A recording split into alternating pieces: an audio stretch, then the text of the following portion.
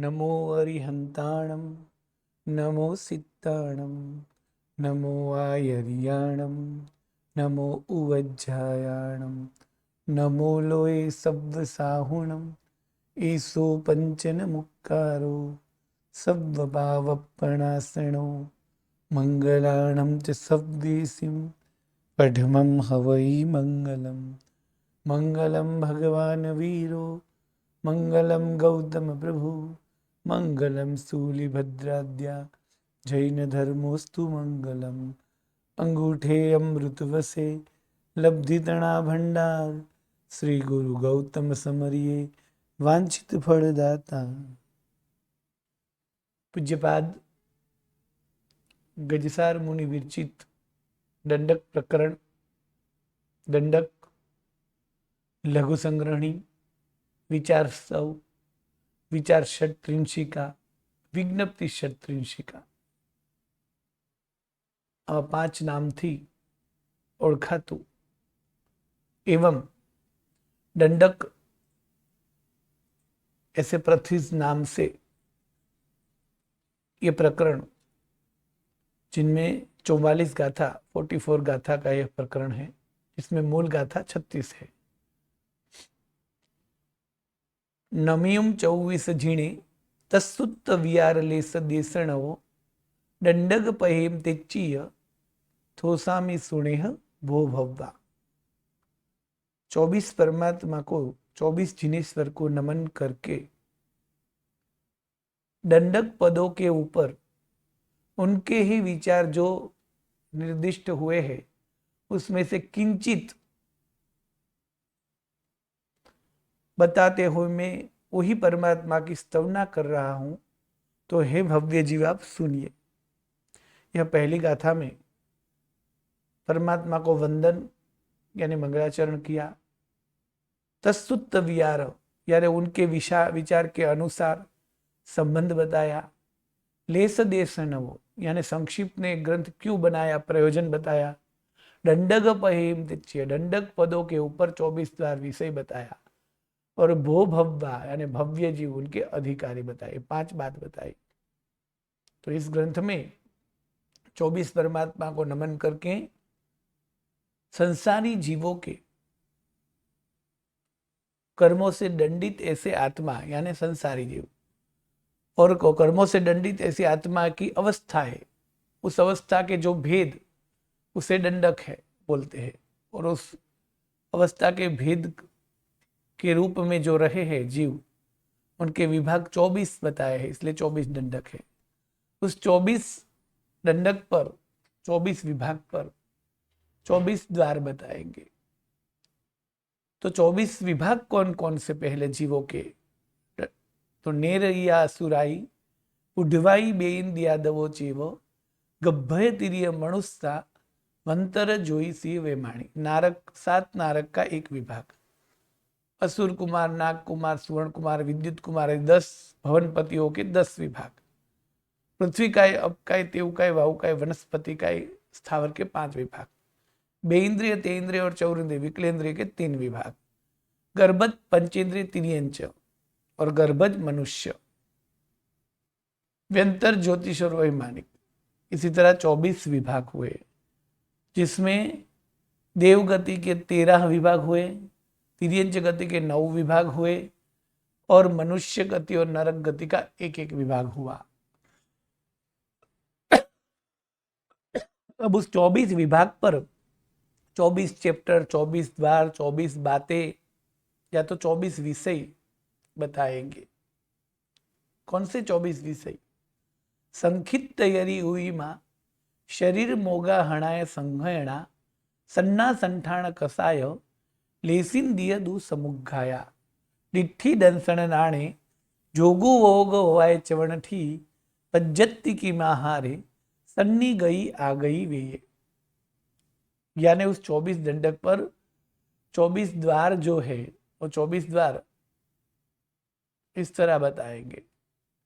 1 शरीर, 2 अवगाहना, 3 संघयन, 4 संज्ञा, 5 संस्थान, 6 कसाय, 7 लेस्या, 8 इंद्रिय, 9 समुद्घात, 10 दृष्टि, 11 दर्शन, 12 ज्ञान, 13 अज्ञान, 14 योग, 15 उपयोग, 16 उपपात,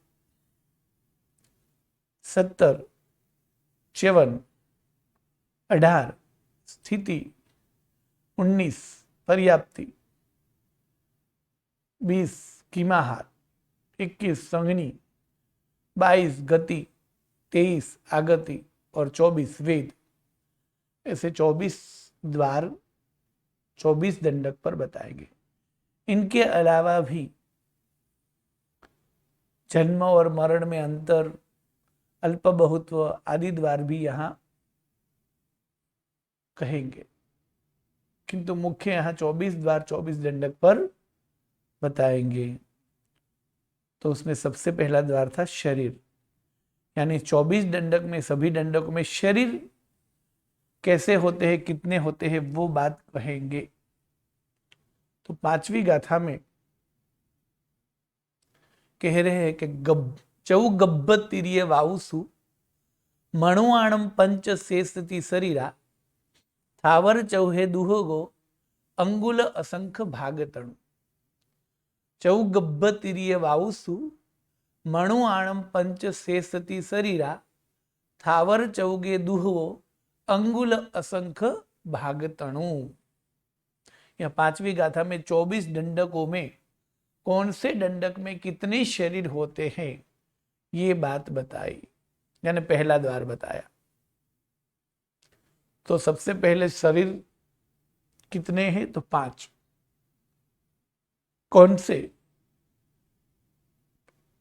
औदारिक शरीर, वैक्रिय शरीर, आहारक शरीर, तेजस शरीर और कार्बन शरीर। औदारिक शरीर, वैक्रिय शरीर, आहारक शरीर, तेजस शरीर और कार्बन शरीर, ये 5 प्रकार के शरीर हैं। उनमें से कौन से दंडक में कितने शरीर होते हैं, तो यही बात यह 5वीं गाथा में यानी पहले नंबर के द्वार में बताई है। सभी जीवों के पास 2 शरीर तो होते ही है, और वो 2 शरीर अनादि से थे, और जब तक जीव 14वें गुण स्थानक पे नहीं पहुंचेगा तब तक ये 2 शरीर तो रहेंगे ही। और ये देव शरीर जब छूट जाए तो अंतर्मुत में उनका मोक्ष हो जाएगा, और वो 2 शरीर है तेजस और कार्बन।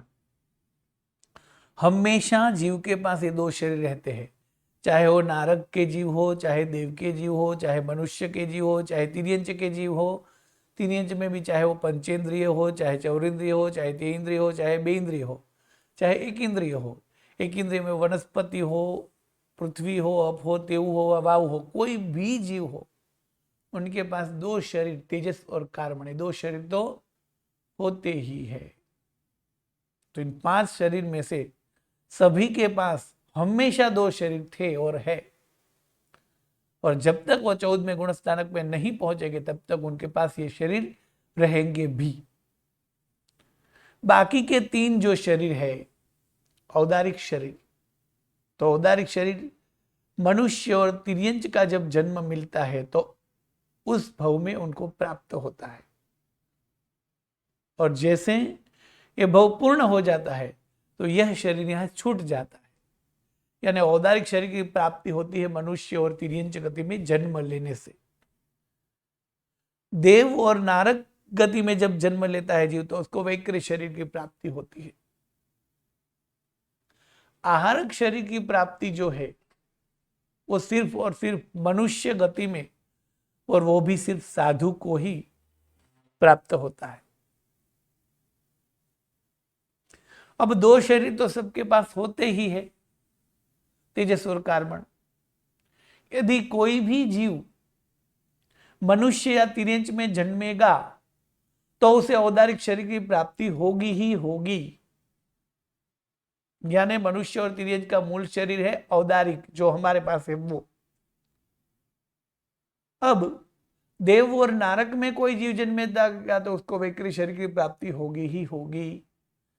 यानी 4 गति है तो 2 गति में जन्म लेने से वैकृत शरीर प्राप्त होगा और 2 गति में जन्म लेने से औदारिक शरीर प्राप्त होगा। अब कोई मनुष्य और तिर्यंच साधना करके पुण्य करके आदि करके आया होगा तो उनको वैकृत शरीर की प्राप्ति भी हो सकती है। और इसी तरह साधना वगैरह करके आया है और इस भव में भी साधना करेगा तो मनुष्य को आहारक शरीर की भी प्राप्ति होगी।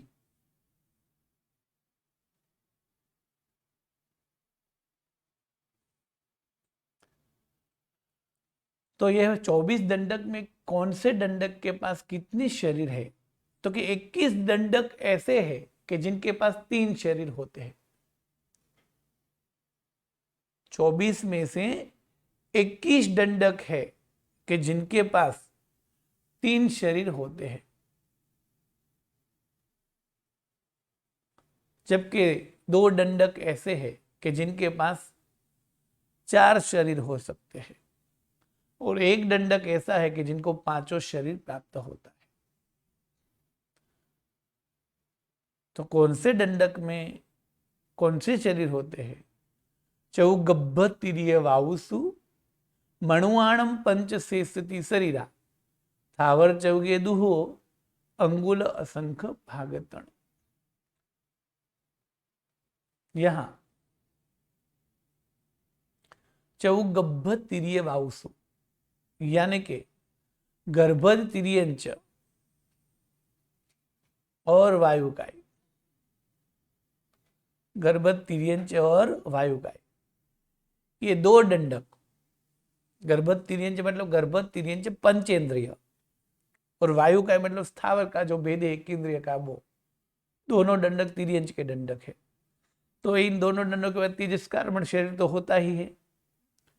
जन्म लेंगे तो उसको औदारिक शरीर प्राप्त होगा, यानी 3 तो हुए।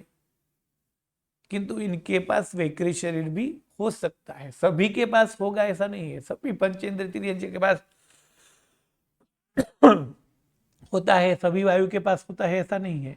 किंतु इन दोनों विभाग में वैकृत शरीर प्राप्त होता है। तो ये 2 दंडक ऐसे हुए कि जिनके पास 4 शरीर है। चौगब्भ तिर्य वावुसु यानी 4 शरीर है। किसके पास? गर्भ तिर्यंच और वायुकाय के पास।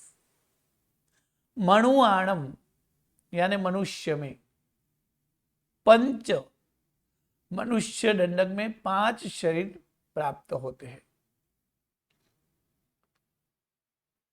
तेजस और कार्बन तो होगा ही। यदि वो मनुष्य में जन्म लेगा तो उसे औदारिक भी प्राप्त हो ही जाएगा। यदि वो साधना वगैरह करके आया है तो इस भव में उसे वैक्रिय भी प्राप्त हो सकता है और आहारक भी प्राप्त हो सकता है। यानी मनुष्य दंडक में 5 शरीर है। तो 24 में से मनुष्य दंडक ऐसा है जिसमें 5 शरीर की प्राप्ति होती है। गर्भ तिर्यंच और वायु का ऐसे है कि जिसमें 4 शरीर की प्राप्ति होती है।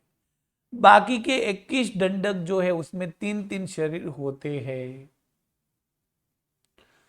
तो उसमें 14 दंडक यानी देवों के कौन से 14 दंडक?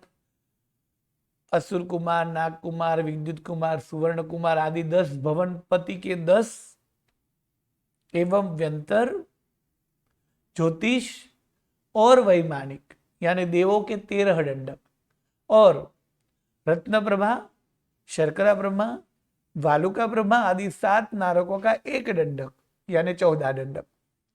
देव गति के 13 दंडक और नारक गति का 1 दंडक, 14 दंडक। इस 14 दंडक में 3 शरीर होते हैं। कौन से 3? तो तेजस कार्मण और वैक्रिय। तो 14 दंडक में 3 शरीर होते हैं, पर कौन से 3? तेजस कार्मण और वैक्रिय। अब बाकी रहे 7 दंडक।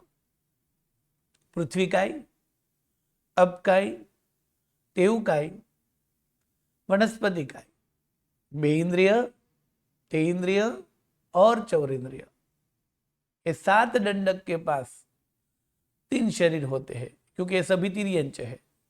तो तेजस और कार्बन तो होता ही है। अब वो जन्म लेके तब उसे औदारिक प्राप्त होगा, यानी तेजस, कार्बन और औदारिक। 21 दंडक में 3-3 शरीर है, किंतु 14 दंडक में तेजस, कार्बन और तीसरा वैक्रिय है, जबकि 7 दंडक में तेजस, कार्बन और तीसरा औदारिक है। ये फर्क है। यह 14 और ये 7। 21 दंडक में 3-3 संख्या 3-3 है, किंतु ये 2 तेजस कार्बन है, यहां तीसरा वैक्रिय है, जबकि यहां तीसरा औदारिक है। इसी तरह 24 दंडक में कितने शरीर होते हैं और कौन से? तो नारक में 3 तेजस, कार्बन और वैक्रिय। सूर्यकुमार आदि 10 में 3 तेजस, कार्बन और वैक्रिय। पृथ्वी काय में 3 तेजस, कार्बन और औदारिक। अब काय में 3 तेजस, कार्बन, औदारिक। तेऊ काय में 3 तेजस, कार्बन, औदारिक। वायु काय में 4 तेजस, कार्बन, औदारिक और वैक्रिय। वनस्पति काय में 3 तेजस, कार्बन, औदारिक। बेइंद्रिय, तेइंद्रिय, चौरिंद्रिय में 3-3 तेजस, कार्बन, औदारिक। गर्भज, पंचेंद्रिय, तिर्यंच में 4 तेजस, कार्बन, औदारिक और वैक्रिय। गर्भज मनुष्य में 5 तेजस, कार्बन, औदारिक, वैक्रिय और आहारक भी। व्यंतर, ज्योतिष और वैमानिक में 3-3 तेजस, कार्बन और वैक्रिय। इसी तरह 5 शरीर में से 21 दंडक में 3-3 शरीर है। इसमें 14 दंडक ऐसे हैं कि जिसमें तेजस, कार्बन और वैक्रिय ऐसे 3 है, जबकि 7 दंडक ऐसे हैं कि जिसमें तेजस, कार्बन और औदारिक है। 2 दंडक ऐसे है कि जिसमें तेजस, कार्बन, औदारिक तो है, प्लस वैक्रिय भी है, यानी 4 है। और 1 दंडक मनुष्य ऐसा है कि जिसमें 5 शरीर है।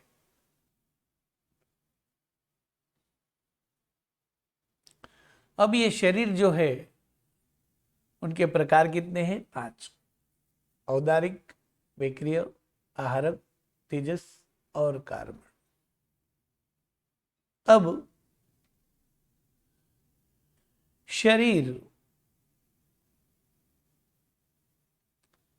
शरीर किसे कहते हैं? तो शरीर यानी देह, काया, तन, बॉडी,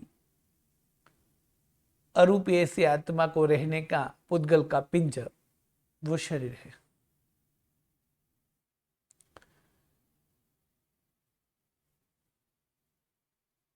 तो आत्मा तो अरूपी है, अशरीरी है, किंतु यहां कौन से जीवों की बात हो रही? दंडक, यानी कर्मों से जो दंडित है ऐसे आत्मा की। तो कर्मों से जो दंडित आत्मा है वो कोई ना कोई शरीर उनको होता ही है। तो शरीर यानी क्या? शरीर यानी काया, शरीर यानी देह, शरीर यानी तन, शरीर यानी बॉडी। आत्मा को रहने के लिए पुद्गल का बना हुआ पिंजर, वो शरीर। वो शरीर शीर्यते यत् तत् शरीरम, शीर्यते इति शरीरम,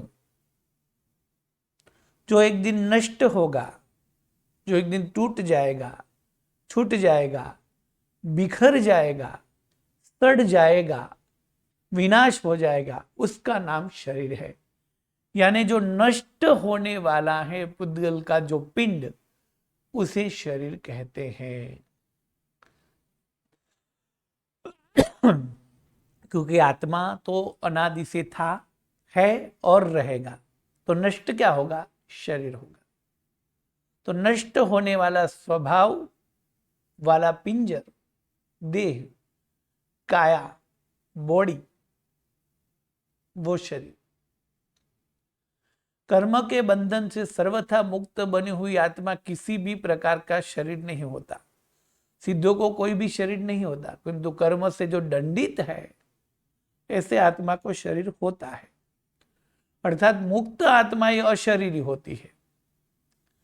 सिद्ध स्वरूपी आत्मा जो है वो कौन है? अशरीरी है, निरंजन है, निराकार है, अरूपी है, अशरीरी है। किंतु संसारी जीव तो शरीर धारण करते ही है और उन्हें शरीर धारण करना ही पड़ता है। तो विग्रह गति में भी उनके साथ तेजस और कार्मणि दो शरीर तो हमेशा रहते ही है। किंतु विग्रह गति के बाद आत्मा जहां भी जन्म लेती है वहां वो उस भव के योग्य शरीर को प्राप्त करती है। और वो शरीर यानी काया, और वो काया का स्वभाव क्या है? टूटना, बिखरना, छूट जाना, सड़ जाना, नष्ट हो जाना। ऐसे पुद्गल से बना हुआ देह, उनका नाम शरीर है। तो उन शरीर के प्रकार कितने हैं? 5 प्रकार है। क्यों? तो इस विश्व में 2 प्रकार के तत्व है, वैसे 9 तत्व है, किंतु उनका मुख्य विभाग करे तो 2 प्रकार के तत्व हो जाएंगे, जीव और अजीव, यानी जीव और जड़। यदि द्रव्य भी 6 है किंतु 6 द्रव्य के 2 विभाग करेंगे तो वो भी हो जाएंगे जीव और अजीव द्रव्य। अब 6 द्रव्य में धर्मास्तिकाय, अधर्मास्तिकाय, आकाश, काल और पुद्गल, ये 5 द्रव्य अजीव है, जिनकी बात 9 तत्व में विस्तार से आएगी। और एक द्रव्य है जीवास्तिकाय, यानी वो जीवंत है, चेतन युक्त है, चेतना वाला है। अब अजीव द्रव्य में भी धर्मास्तिकाय, अधर्मास्तिकाय, आकाश और काल वो अरूपी है। सिर्फ एक द्रव्य रूपी है जिसका नाम है पुद्गल, यानी वर्ण, गंध, रस, स्पर्श वाला द्रव्य। पर पुद्गल में से ही सब चीज बनती है। और संसारी आत्मा, कर्माधीन आत्मा जब तक पुद्गल में प्रीति रखेगा, पुद्गल के साथ आकर्षित रहेगा, पुद्गल के साथ आसक्ति रखेगा, पुद्गल के साथ जोड़ान रखेगा, तब तब वो कर्म से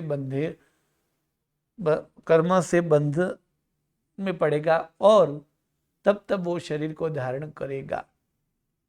यानी आत्मा शरीर किस में से बनाएगा? पुद्गल में से। तो पुद्गल का स्वभाव क्या है? बिखर जाना, छूट जाना आदि। तो शरीर भी पुद्गल की बनी हुई एक चीज है। तो पुद्गल से कई सारी चीजें बनती है। जैसे सोचना हो तो पुद्गल से ही सोच सकता है जीव, बोलना है तो भी पुद्गल का यूज करेगा। यानी जीव, संसारी जीव जो है वो अलग अलग तरह से पुद्गल का उपयोग करके अपना जीवन चलाता है। और पुद्गल का उपयोग अलग अलग 8 प्रकार से करता है, जिनका नाम है 8 प्रकार की वर्गणा, पुद्गलों की वर्गणा, जिनका वर्णन पहले कर्मगंध में आता है। वो 8 प्रकार की वर्गणा में से सब कुछ बनता है, अनेक प्रकार की चीज बनती है। उस चीज में सब कुछ आ गया, यानी हमारे मकान, दुकान, फर्नीचर, फैक्ट्री, गहने, कपड़े, सब कुछ वो पुद्गल से ही बनता है।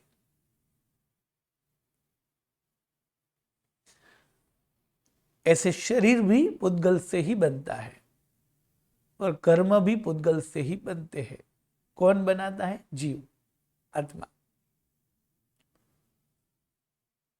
तो ये पूरे विश्व में पुद्गल नाम का जो द्रव्य है वो विविध प्रकार का पुद्गल है। उसमें औदारिक वर्गणा का पुद्गल है, वैक्रिय वर्गणा का भी पुद्गल है, आहारक है, तेजस है, कार्बन है, भाषा है, श्वासोश्वास है और मन वर्गणा के भी पुद्गल है। इसी तरह 8 प्रकार के पुद्गल पूरे विश्व में सभी जगह पर मौजूद होते ही हैं और उस पुद्गल की मदद से ही जीव शरीर आदि बनाता है। तो औदारिक वर्गणा के पुद्गल से जो शरीर बनता है उसे औदारिक शरीर कहते हैं। वैक्री वर्गणा के पुद्गल से जो शरीर बनता है उसे वैक्री शरीर कहते हैं। आहारक वर्गणा के पुद्गल से जो शरीर बनता है उसे आहारक शरीर कहते हैं। और उसी तरह तेजस और कार्बन वर्गणा के पुद्गल से जो शरीर बनता है उसे तेजस और कार्बन शरीर कहते हैं।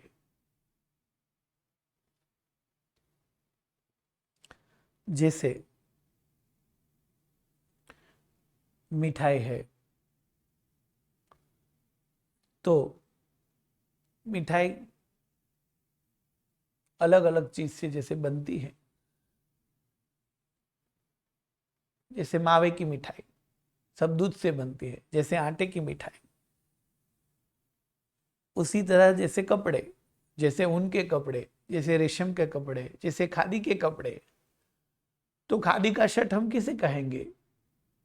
तो जो खादी के धागों से बना हुआ बुना हुआ शर्ट, उसे खादी का शर्ट, खादी की साड़ी या खादी का स्वेटर बोलेंगे।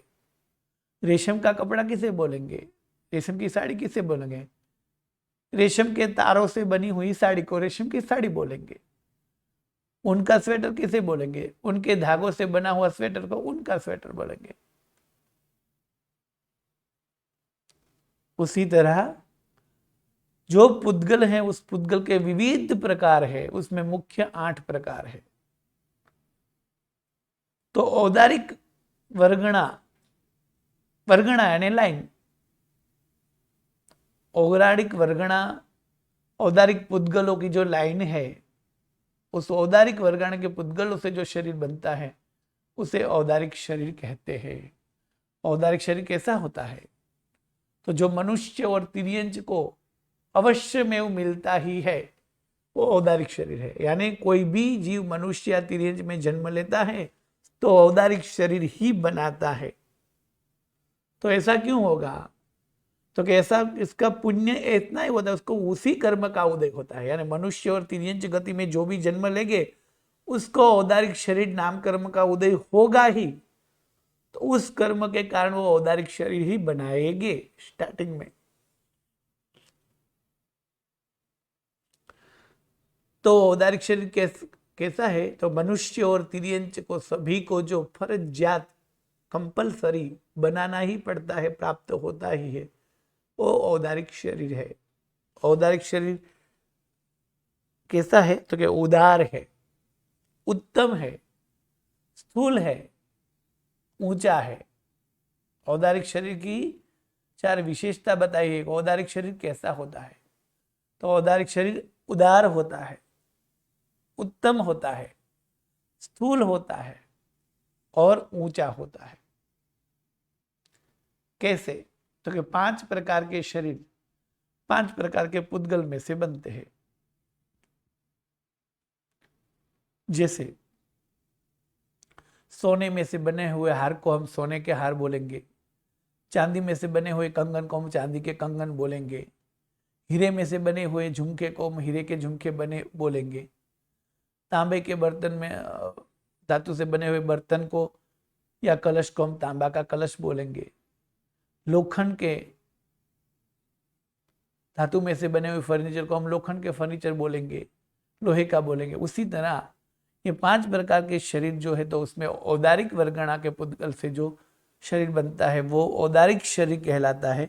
औदारिक शरीर किसको प्राप्त होता है? मनुष्य और तिर्यंच को। औदारिक शरीर कैसा है? तो कि उदार, उत्तम, स्थूल और ऊंचा है। 5 शरीरों की अपेक्षा से वो सबसे उदार है औदारिक शरीर। क्यों उदार क्यों है?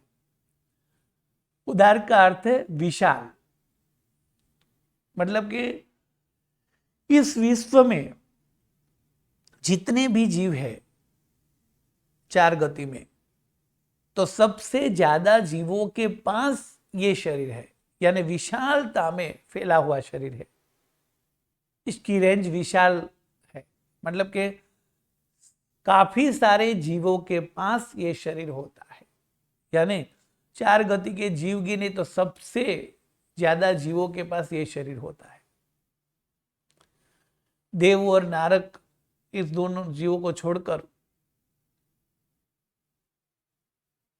वैसे दंडक के हिसाब से देखा जाए तो देव और नारक दंडक 14 दंडक हो जाएंगे। तो यहां दंडक ने पूरी विश्व के जीवों की संख्या बताए तो देव में असंख्य जीव है, नारक में असंख्य है, मनुष्य में संख्यात गर्भज मनुष्य, जबकि समूर्छिम तो असंख्यात है, और तिर्यंच असंख्यात और एक इंद्र तिर्यंच अनंत है। तो सभी तिर्यंचों के पास औदारिक शरीर है, यानी अनंत जीवों के पास औदारिक शरीर रहता है। ये शरीर विशाल मात्रा में फैला हुआ है, प्लस विशिष्ट लोगों को भी यह शरीर ही प्राप्त होता है। यहां हमें लगता है कि देव विशिष्ट नहीं है, तो कि देव से भी विशिष्ट होते हैं। ऐसे जीव भी यह शरीर धारण करते हैं, जैसे देवाधिदेव, जैसे गणधर भगवंत। तो यह शरीर देव और नारक को छोड़कर सभी तीर्थंकरों, सभी गणधरों, सभी केवली, सभी चक्रवर्ती, सभी बलदेव, सभी वासुदेव, सभी प्रतिवासुदेव, सभी नारद, सभी विशिष्ट महापुरुषों, इन सभी के पास यही शरीर होता है, इसलिए विशाल कहलाएगा।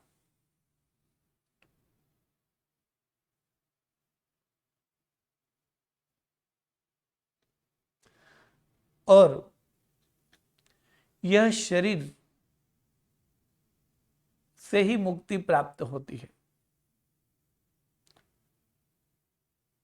जब जीव मोक्ष में जाएगा तब मनुष्य के भव में ही जाएगा, और मनुष्य के भव में उनके पास यही शरीर है, यानी औदारिक शरीर में से ही जीव की मुक्ति होती है। वैकरी शरीर में देव और नारक कभी मोक्ष में नहीं जा पाएंगे। कर्म से सर्वथा मुक्ति और आत्मा को अनंत की लब्धि की प्राप्ति कौन से शरीर के माध्यम से होती है? यह शरीर के आधार से होगी। इसलिए यह उदार है, विशाल है, उत्तम है, यानी यह शरीर सबसे रूपवान, स्वरूपवान, सुंदर, सौंदर्य, अद्भुत और अलौकिक होता है। हमें लगता है देवों से भी, तो हाँ, देवों से भी। नारक का शरीर तो वैसे भी खराब होता है, किंतु देवों का शरीर तो उत्तम होता है। तो कि देवों का शरीर सामान्य मनुष्य भले उत्तम हो, किंतु देवों से भी अधिक रूपवान, स्वरूपवान, सौंदर्यवान, लावण्य से युक्त, देदीप्यमान, तेजस्वी ये शरीर हो सकता है। किसका? तीर्थंकर, गणधर आदि। जगत में सर्वश्रेष्ठ रूप तीर्थंकर का होता है, गणधर का होता है। तो ये तीर्थंकर और गणधर परमात्मा का रूप सबसे सुंदर होता है, और वो औदारिक शरीर वाले होते हैं, यानी सबसे उत्तम, सबसे रूपवान शरीर होता है। स्थूल यानी ये जो शरीर है, ये जो बनता है, उसके पुद्गल, पार्ट स्थूल यानी बड़े होते हैं। इनकी विशेषता क्या है? स्थूल यानी कम संख्या में बड़ा बनता है। औदारिक शरीर के पुद्गल संख्या में कम होने के बावजूद भी उनका परिणाम बड़ा होता है,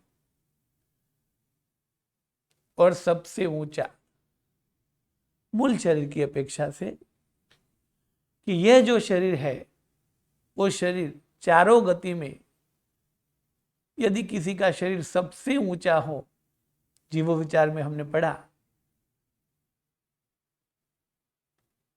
तो जो जो भी जीवों को शरीर प्राप्त हुआ उसमें किसी का अंगुल का असंख्यातवा भाग, किसी के 1 हाथ, किसी का 2 हाथ, किसी का 3 हाथ, किसी का 4, किसी का 5, किसी का 6 हाथ, तो किसी का धनुष्य, किसी का धनुष्य पृथकत्व, किसी का गांव, किसी का गांव पृथकत्व, किसी का योजन, किसी का 12 योजन,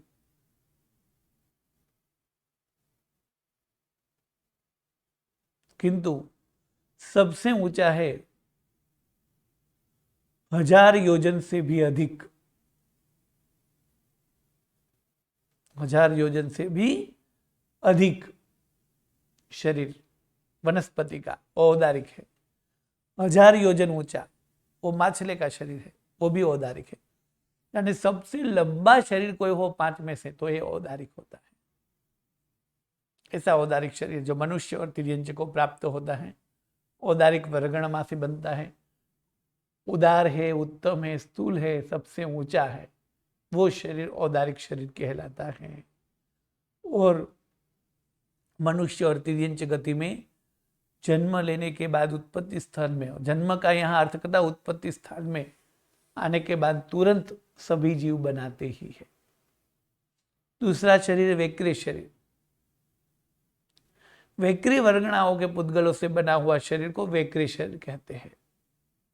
और इस शरीर को विविध क्रिया वाला शरीर, विक्रिया वाला शरीर वैक्री शरीर, यानी इस शरीर से विविध प्रकार की क्रिया हो सकती है। कौन सी? कि वो शरीर भिन्न भिन्न प्रकार की क्रिया में सक्षम है, समर्थ है करने में। इससे भिन्न भिन्न प्रकार की, विविध प्रकार की क्रियाएं हो सकती है। जैसे वो शरीर को छोटा बनाना, बड़ा बनाना। अभी हमारा शरीर औदारिक है, तो हम चाहे तो अभी 6 फुट के हैं, तो अभी चाहे तो अभी 6 में से 2 फुट नहीं हो पाएंगे, और 6 फुट में से 8 फुट वाले भी नहीं हो पा सकते तुरंत। किंतु वैक्री शरीर जिनके पास होता है वो भिन्न भिन्न क्रिया वाला हो सकता है, यानी भिन्न भिन्न रूप वाला बन सकता है। यानी छोटा हो सकता है, छोटे में से बड़ा हो सकता है, बड़ा में से वापस छोटा हो सकता है, एक में से अनेक हो सकता है। जैसे हमारा एक शरीर है, तो हमारा एक शरीर से अनेक रूप करना चाहे तो नहीं हो पाएगा। किंतु वैक्री शरीर वाला जो जीव होता है, उनके पास एक शरीर है तो ऐसे ही अनेक शरीर बना पाएगा, और वो अनेक जो है उसमें से वापस वो एक भी बना पाएगा। एक से अनेक, अनेक से एक। इसी तरह वो शरीर को भारी से भारी या हल्के से हल्का भी बना पाएगा। अभी हमारा शरीर जो है, समझो कि उसकी वजन 60 या 70 किलो है, तो अब 70 किलो है तो तुरंत उसको 200 किलो का नहीं बना पाएंगे, इतना भारी नहीं बना पाएंगे। और वही 70 किलो को 5 किलो जितना हल्का भी नहीं बना पाएंगे। मेहनत करेंगे, फिर भी 2-3 महीने मेहनत करने के बाद 70 के 65 किलो कम हो सकते हैं, या तो दूसरी ओर मेहनत करें तो 85 तो 55 बना सकते हैं, किंतु तुरंत नहीं कर सकते। जबकि वैक्री शरीर वाले अपना वजन भारी से भारी और अपना वजन कम से कम भी कर सकता है। यानी भारी और हल्का हो सकता है, छोटा और बड़ा हो सकता है, एक से अनेक और अनेक से एक हो सकता है, और दृश्य और अदृश्य हो सकता है। यानी हाँ, हम होने के बावजूद भी किसी को नहीं दिखाई दे, ऐसा भी हो सकता है। यानी अदृश्य भी इस शरीर से रहा जा सकता है। ऐसी विविध प्रकार की क्रिया करने वाला शरीर, उनका नाम है वैक्रिय शरीर। जो छोटे से बड़ा, बड़े से छोटा, एक से अनेक, अनेक से एक, हल्का से भारी, भारी से हल्का, दृश्य में से अदृश्य, अदृश्य से वापस दृश्य, पानी में से जा सके, दीवार के आर पार भी जा सके, स्वरूपवान भी हो सके, कुरूपवान भी हो सके, ये विविध प्रकार के रूप, विविध प्रकार की क्रियाओं वाला शरीर है, उसे वैकृत शरीर बोलते हैं। ये वैकृत शरीर जो है वो मुख्य दो प्रकार का है, एक भव प्रत्यय की और दूसरा लब्धि प्रत्यय की। भव प्रत्यय की वैकृत शरीर सिर्फ देवों और नारकों को ही होता है, देवों और नारकों को भव प्रत्यय की शरीर होता है, जबकि मनुष्य और तिर्यंच को लब्धि प्रत्यय की शरीर होता है। अब वैकृत शरीर भव प्रत्यय की यानी क्या, तो कि उस भव में जाए और मिल ही जाए उसे भव प्रत्यय की कहेंगे। जैसे मच्छर के भव में जाने से, मच्छर के भव में कोई भी जन्म लेगा तो उसको उड़ने की शक्ति मिल ही जाएगी, तो उसमें विशेष कोई मच्छर के भव में जाकर उसको तपस्या, त्याग, साधना, आराधना नहीं करनी होती है। मच्छर के भव में जाए तो उसे उड़ने की शक्ति मिल ही जाती है। यदि वो मछली के भव में जन्मे तो उसे तैरने की शक्ति मिल ही जाती है। यह मतलब वो भव मिले और वो शक्ति मिल जाए, उस शक्ति को बोलते हैं भव प्रत्यय की। तो इसी तरह देव और नारकों को जन्म लेते ही वैकृत शरीर प्राप्त हो ही जाता है, तो वो है भव प्रत्यय की शरीर, यानी भव के कारण ही वो शरीर उनको प्राप्त हो जाता है, वो भव प्रत्यय की है। यानी देवों और नारकों को वैकृत शरीर भव प्रत्यय की है। देवों और नारकों का मूल शरीर वैकृत शरीर है। अब लब्धि प्रत्यय की वैकृत शरीर यानी क्या, आदि की बात कल के पाठ में करेंगे। प्रणाम, नमो नमः।